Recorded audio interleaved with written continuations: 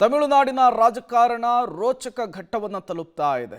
ನಿಜಕ್ಕೂ ಕೂಡ ಸಿಎಂ ಆಗುವಲ್ಲಿ ವಿಜಯ್ ಕಸರತ್ತು ಮುಂದುವರಿತಾ ಇದೆ.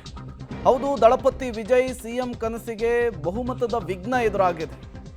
ವಿಜಯ್ ಮುಂದೆ ಮೈತ್ರಿಯೇ ದೊಡ್ಡ ಸವಾಲಾಗಿದೆ. ಇವತ್ತು ಟಿವಿಕೆ ಪಕ್ಷಕ್ಕೆ ಸಿಗುತ್ತಾ ಬಾಕಿ ಶಾಸಕರ ಬೆಂಬಲ ಅನ್ನೋದೇ ಕುತೂಹಲ.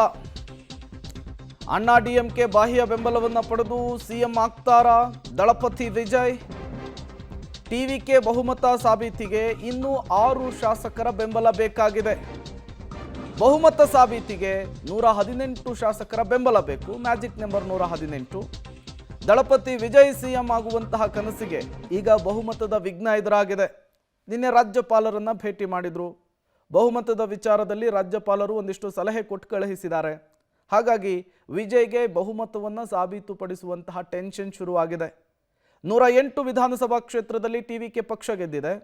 ಈಗ +5 ಕಾಂಗ್ರೆಸ್ನವರು ಬಹುಮತವನ್ನು ಕೊಟ್ಟಿದ್ದಾರೆ. ಅಲ್ಲಿಗೆ 113 ಆಯಿತು. ಇನ್ನೂ ಕೂಡ 6 ಶಾಸಕರ ಕೊರತೆ ಟಿವಿಕೆ ಪಕ್ಷಕ್ಕೆ ಕಾಡ್ತಾ ಇದೆ ಅಧಿಕಾರವನ್ನು ರಚಿಸೋದಕ್ಕೆ.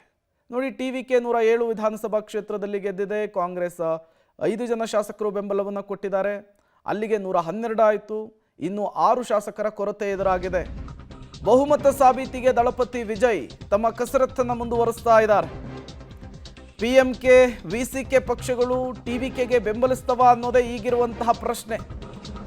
ಸಿಪಿಐ ಸಿಪಿಎಂ ಪಕ್ಷಗಳ ಜೊತೆಗೂ ಕೂಡ ಟಿವಿಕೆ ಮಾತುಕತೆ ನಡೆಸೋದಕ್ಕೆ ಮುಂದಾಗಿದೆ. ಟಿವಿಕೆ ಪಕ್ಷಕ್ಕೆ ಬೆಂಬಲ ಕೊಡುವ ಸಾಧಕ ಬಾಧಕಗಳ ಬಗ್ಗೆ ಈಗ ಪಕ್ಷಗಳು ಚರ್ಚೆಯನ್ನು ನಡೆಸ್ತಾ ಇದ್ದಾವೆ ಅನ್ನೋದು ಗೊತ್ತಾಗ್ತಾ ಇದೆ.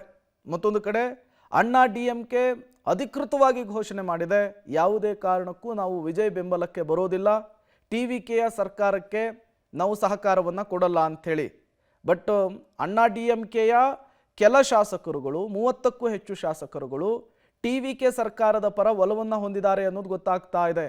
ವಿಜಯ್ ಜೊತೆಗೆ ಹೋಗೋದಕ್ಕೆ ಮನಸ್ಸು ಮಾಡಿದ್ದಾರೆ ಅನ್ನೋದು ಗೊತ್ತಾಗ್ತಾ ಇದೆ. ಹಾಗಾಗಿ ಏನು ಬೇಕಾದರೂ ಕೂಡ ಆಗಬಹುದಾದಂತಹ ಸಾಧ್ಯತೆ ಇದೆ. ಹಾಗಾದರೆ ವಿಜಯ್ ನಿರೀಕ್ಷೆ ಏನು? ಮ್ಯಾಜಿಕ್ ನಂಬರ್ ತಲುಪುವಂತಹ ನಿಟ್ಟಿನಲ್ಲಿ ಪಿಎಂಕೆ 4 ಸದಸ್ಯರನ್ನು ಹೊಂದಿದೆ ಅಥವಾ 4 ಶಾಸಕರನ್ನು ಹೊಂದಿದೆ. ಎಡಪಕ್ಷಗಳಿಂದ 4 ಶಾಸಕರು ಗೆದ್ದಿದ್ದಾರೆ. ವಿಸಿಕೆಯಿಂದ 2 ಗೆದ್ದಿದ್ದಾರೆ.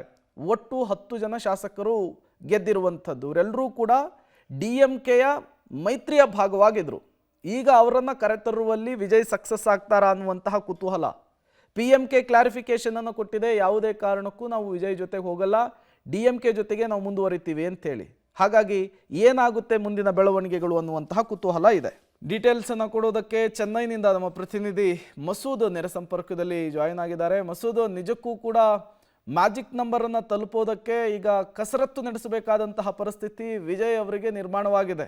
ಬಟ್ ವಿಜಯ್ ಅಂದುಕೊಂಡಿದ್ದು ಎಲ್ಲಿ ಉಲ್ಟಾ ಆಯಿತು? ಮ್ಯಾಜಿಕ್ ನಂಬರನ್ನು ಈಸಿಯಾಗಿ ತಲುಪಿಬಿಡ್ತಾರೆ, ಈಸಿಯಾಗಿ ಸಹಕಾರ ಸಿಗುತ್ತೆ ಅನ್ನುವಂತಹ ಮಾತುಗಳು ಕೇಳಿ ಬರ್ತಾ ಇರುವಂತಹ ಬೆನ್ನಲ್ಲೇ ಯಾಕೆ ಇಷ್ಟು ರಿಸ್ಕ್ ಆಗ್ತಾ ಇದೆ, ರಿಸ್ಕ್ ಮಾಡ್ಕೋತಾ ಇದ್ದಾರೆ ವಿಜಯ್ ಅವರು ಅಂತ ಹೇಳಿ? ಪ್ರೇಮ್, ವಿಜಯ್ ಅಂದುಕೊಂಡಂತೆ ತಮಿಳುನಾಡು ರಾಜಕೀಯ ಅಷ್ಟು ಸುಲಭ ಇಲ್ಲ. ಅವ್ರಿಗೆ ಪ್ರಬುದ್ಧತೆ ಕೊರತೆ ಇರಬಹುದು, ರಾಜಕೀಯ ಅನುಭವದ ಕೊರತೆ ಇರಬಹುದು. ಎಲ್ಲ ಒಂದು ಕಡೆ ಕೆಲವೊಂದು ಸಲ ಆತುರದ ತೀರ್ಮಾನಗಳನ್ನು ಕೂಡ ತೆಗೆದುಕೊಳ್ತಾರೆ.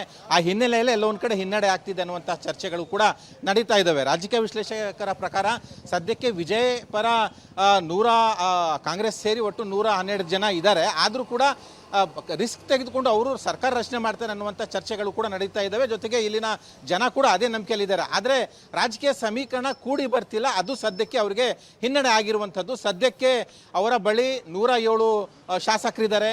ಕಾಂಗ್ರೆಸ್ಸು ಒಟ್ಟು 5, 112 ಜನ ಇದ್ದಾರೆ. ಇನ್ನು ಬಹುಮತ ಸಾಬೀತು ಮಾಡೋದಕ್ಕೆ 6 ಜನ ಶಾಸಕರ ಅಗತ್ಯ ಇದೆ. ಈ ಮ್ಯಾಜಿಕ್ ನಂಬರ್ ತೆಗೆದುಕೊಂಡೇ ಬರಬೇಕು. ನೀವು ಲಿಖಿತ ರೂಪದಲ್ಲಿ ಯಾರೆಲ್ಲ ಬಹುಮತಕ್ಕೆ ನಿಮಗೆ ಬೆಂಬಲ ಕೊಡ್ತಾರೆ, ಲಿಖಿತ ರೂಪದ ಲೆಟರ್ ಬೇಕು ಅನ್ನುವಂತಹ ವಿಚಾರವನ್ನು ರಾಜ್ಯಪಾಲರು ಹೇಳಿರೋ ಕಾರಣಕ್ಕಾಗಿ ಕೆಲವು ದಿನಗಳ ಕಾಲ ಸಮಯ ತೆಗೆದುಕೊಂಡು ಈಗ ವಿಜಯ್ ಅವರು ಒಂದು ರೀತಿಯಲ್ಲಿ ಕಸರತ್ತು ಮಾಡ್ತಾ ಇದ್ದಾರೆ. ಒಂದು ಕಡೆ ರೆಸಾರ್ಟ್ ರಾಜಕೀಯ ನಡೀತಾ ಇದೆ, ಇನ್ನೊಂದು ಕಡೆ ಯಾವ ರೀತಿ ಶಾಸಕರನ್ನ, ಯಾವ ಪಾರ್ಟಿ ಶಾಸಕರನ್ನ ಯಾವ ರೀತಿ ವಿಜಯ್ ಅವರು ಸೆಳೀತಾರೆ ಅನ್ನುವಂಥದ್ದು ಕೂಡ ದೊಡ್ಡ ಮಟ್ಟದಲ್ಲಿ ಕುತೂಹಲ ಮನೆ ಮಾಡಿದೆ. ಈಗಾಗಲೇ ಎಲ್ರಿಗೂ ಕೂಡ ಪತ್ರ ಬರೆದಿದ್ದಾರೆ. ಅವರ ಪತ್ರದ ಆಧಾರದಲ್ಲೇ ಒಂದಷ್ಟು ಬೆಳವಣಿಗೆಗಳು ನಡೆದವು. ಎಲ್ಲ ಒಂದು ಕಡೆ AIADMK ಇಬ್ಬಾಗ ಆಗ್ಬಿಡುತ್ತೆ, ಒಂದು ತಂಡ ವಿಜಯ್ ಜೊತೆ ಹೋಗುತ್ತೆ ಅನ್ನುವಂಥ ಮಾತುಗಳು ಕೂಡ ನಿನ್ನೆವರೆಗೂ ಕೂಡ ಕೇಳಿ ಬರ್ತಿದ್ವು. ಆದರೆ ಅಂದುಕೊಂಡಂತೆ ಆಗಲಿಲ್ಲ.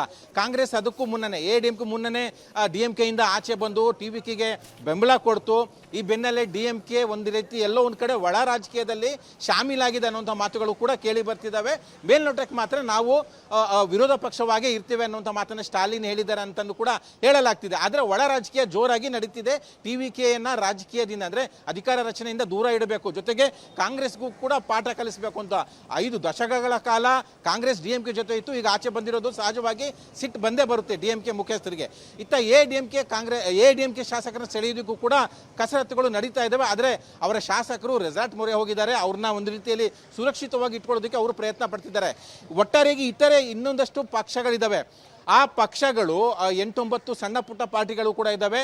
1 4 ಇನ್ನೊಂದು 2 ಒಟ್ಟು 4 ಪಾರ್ಟಿಗಳು, ತಲಾ 2-3 ಪಾರ್ಟಿಗಳು ತಲಾ ಒಂದೊಂದು ತೆಗೆದುಕೊಂಡಿದ್ದಾವೆ. ಅವುಗಳು ಕೂಡ DMK ಮತ್ತು AIADMKಯಲ್ಲಿ ಹಂಚಿ ಹೋಗಿದ್ದಾವೆ. ಅವುಗಳು ಕೂಡ ಸದ್ಯಕ್ಕೆ ವಿಜಯ್ ಜೊತೆ ಹೋಗೋಲ್ಲ ಅನ್ನುವಂಥ ಮಾತುಗಳು ಅವರವರ ಮುಖ್ಯಸ್ಥರಿಗೆ ಹೇಳ್ತಾ ಇದ್ದಾರೆ. ಆದರೆ ಹೇಳಲಿಕ್ಕಾಗಲ್ಲ. ಕೆಲವು ಶಾಸಕರುಗಳಿಗೆ ಸಚಿವ ಸ್ಥಾನ ಕೊಡ್ತಾರೆ ಅಂದರೆ ಅವರು ಕೂಡ ಹೋಗುವ ಸಾಧ್ಯತೆ ಇದೆ. ಆದರೆ ಯಾವ ರೀತಿ ಯಾವಾಗ ಅವ್ರನ್ನೆಲ್ಲ ಕನ್ಸಲ್ಟ್ ಮಾಡ್ತಾರೆ, ಯಾವ ರೀತಿ ಮ್ಯಾಜಿಕ್ ಮಾಡ್ತಾರೆ ವಿಜಯ್ ಅನ್ನುವಂಥದ್ದು ದೊಡ್ಡ ಕುತೂಹಲ. ಸದ್ಯಕ್ಕೆ ಈ ರಾಜಕಾರಣ ಇನ್ನೂ ಕೂಡ ಕೆಲವು ದಿನಗಳ ಕಾಲ ಎಳ್ಕೊಂಡು ಹೋಗೋದ್ರಲ್ಲಿ ಅನುಮಾನ ಇಲ್ಲ ಪ್ರೇಮ್.